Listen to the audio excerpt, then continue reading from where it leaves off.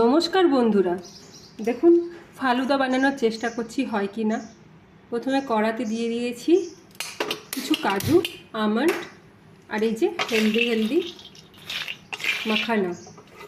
এরপর একটা এলাচ যথেষ্ট দিয়ে নিয়ে এটা একটু বেশিক্ষণ ধরে কম আছে ভাজতে হবে।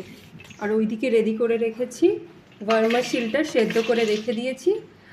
আর একটা বাটিতে ভিজিয়েছি সবজি মানে তুলসী বীজ আর চিয়া সিড। এরপর এটা নাড়াচাড়া হবে, একটু ধৈর্য ধরতে হবে। ভালো জিনিস খেতে হলে একটু ধৈর্য ধরতে হবে। এটা ভালো করে ভেজে নিয়ে একটা পাউডার বানাবো, আর তারপর বলবো।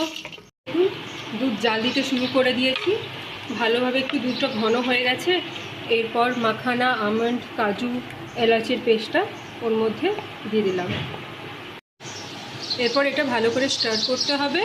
আর ওদিকে আমি রেডি করে রেখেছি ফুটি আমগুলো আনইভেনলি কেটে নিয়েছি, আর একটু চেরি।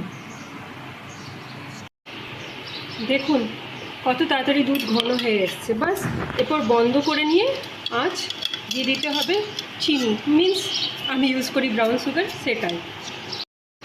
কিশমিশটা গরমই ফেলে দিই, তাহলে কিশমিশটা একটু সেদ্ধ হয়ে যাবে আগে থেকে। পরে বাকিগুলো দিয়ে ডেকোরেশনটা করা যাবে পরে। ওই সবজি আর চিয়া সিড ভেজানো ছিল ওটা দিয়ে নিলাম, আর একটু স্টির করে একটু রেস্টে রেখে দেবো, যাতে একটু ঠান্ডাও হয়ে যাবে, ঘনও হয়ে যাবে। মিশ্রণটা ঠান্ডা হয়ে গেছে, এরপর সাজানোর পালা। নিয়ে এসছি সাজানোর জন্য। ফার্স্টে দিয়ে দিতে হবে ভার্মাসিল, একটা আগে সাজাই, তারপর একে একে বাকিগুলো সাজাবো। সফট হয়ে গেছে ভার্মাসিলগুলো। এরপর 1 চামচ করে দিয়ে এটা ভালো করে মিলিয়ে নিলাম, কারণ এগুলো নইলে তলায় পড়ে থাকবে, টেস্ট আসবে না, কারণ ওগুলোতে তো আর চিনি দেওয়া নেই। এরপর ভার্মাসিলটা দিয়ে কিছুটা ফিল আপ করলাম। তারপর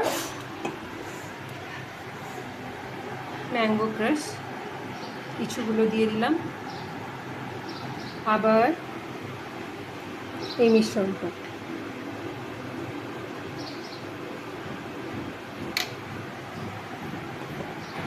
এরপর দিয়ে দিচ্ছি টুটি ফুটি কিছুগুলো,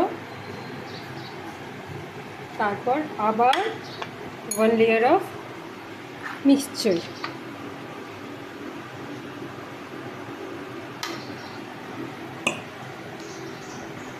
এরপর কিছুগুলো চেরি, কিছুগুলো ম্যাঙ্গো স্লাইস।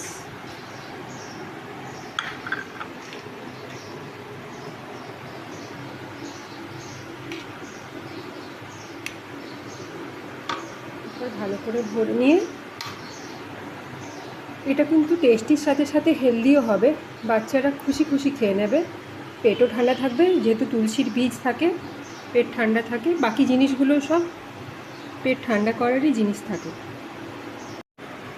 এই দেখুন গবলেটগুলো সাজিয়ে নিয়েছি, লেয়ার বাই লেয়ার দিয়ে দিয়েছি সব কিছু।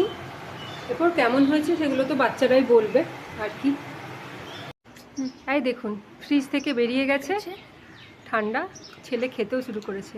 কেমন হয়েছে বল? টেস্টি।